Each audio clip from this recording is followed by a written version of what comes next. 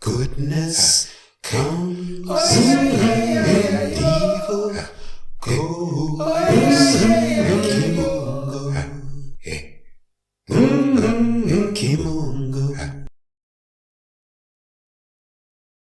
Kimungo Ukombozi, Kimungo Ukombozi, Kimungo Ukombozi, divine liberty, divine liberation, divine freedom, and all that will bring for African people wherever we happen to be on the face of this earth. Karibu, welcome. My name is Kwende, and today we're going to get into another important subject, and that subject is Garveyism and the Structure of Liberty, Part 5, Order of Education.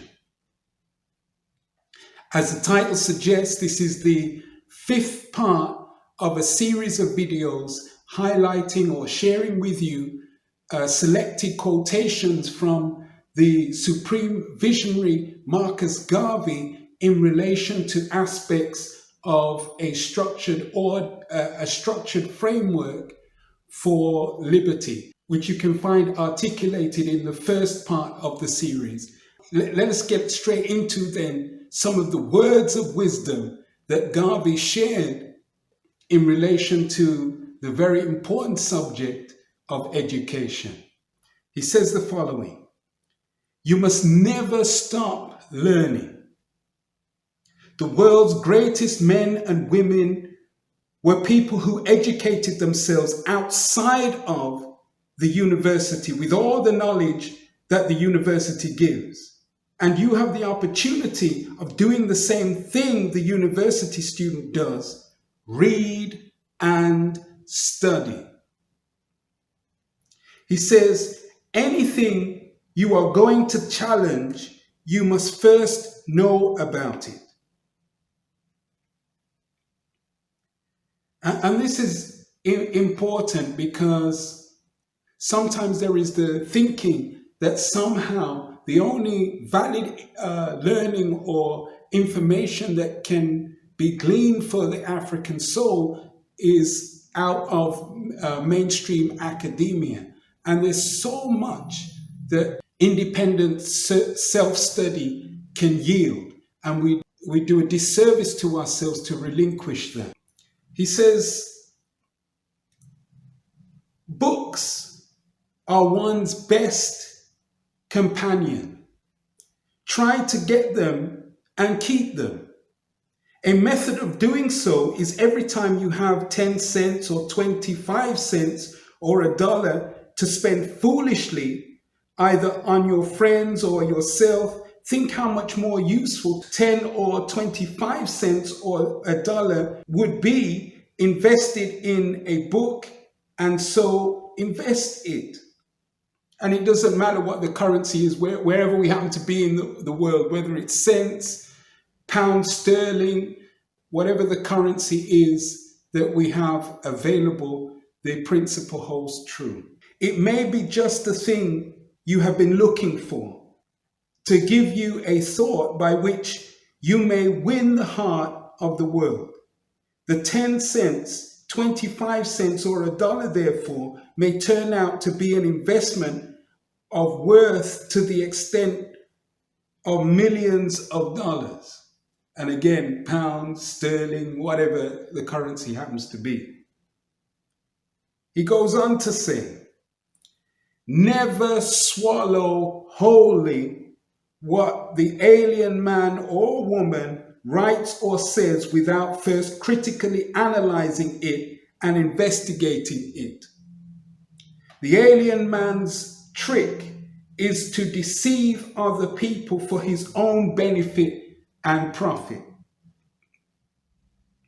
So we ought not to just completely absorb any information unfiltered, is what he's saying. He's charging us with the responsibility of being able to sift through truly useful and valid information for the benefit of African souls. Or it continues, always be on your guard against him.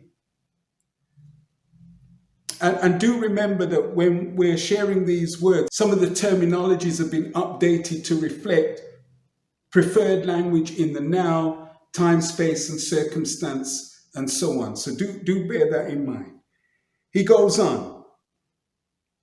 Always be on your guard against him. That is alien forces. In whatsoever he does or says, never take chances with him. His school books in the elementary and high schools, colleges and universities are all fixed up to suit his own purposes, to put him on top and to keep him on top of other people. Don't trust him. Beware, beware.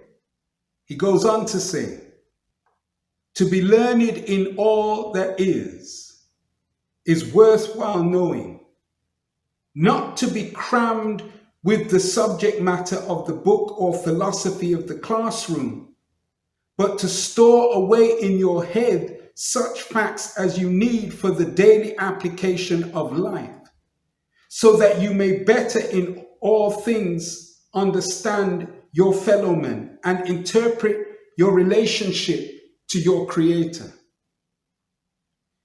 You can be educated in soul, vision, and feeling, as well as in mind. To see your enemy and know him is part of the complete education of man. To spiritually regulate oneself is another form of the higher education that fits man for a nobler place in life, and still to approach your brother by feeling of your own humanity. This is an education that softens the ills of the world and makes us kind indeed unto ourselves, each African soul to the next, as we mission to reclaim our true selves and our true nature of being.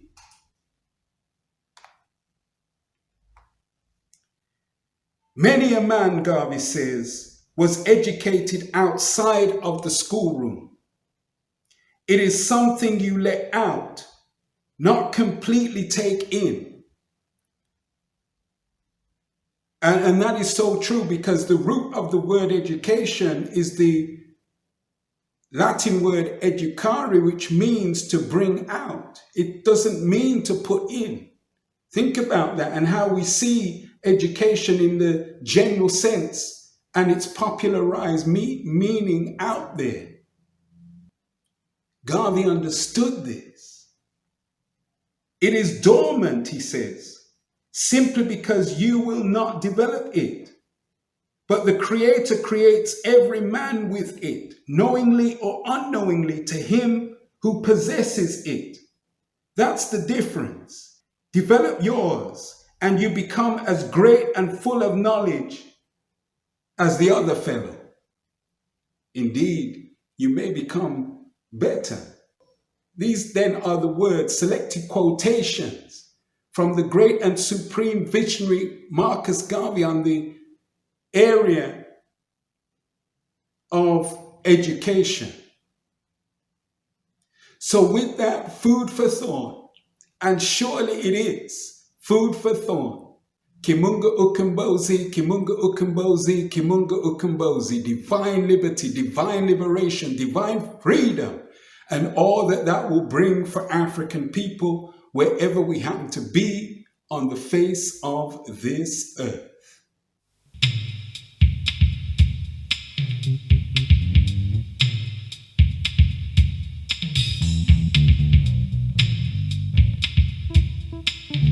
The cry is raised all over the world of Canada for the Canadians, of America for the Americans, of England for the English, of France for the French, of Germany for the Germans,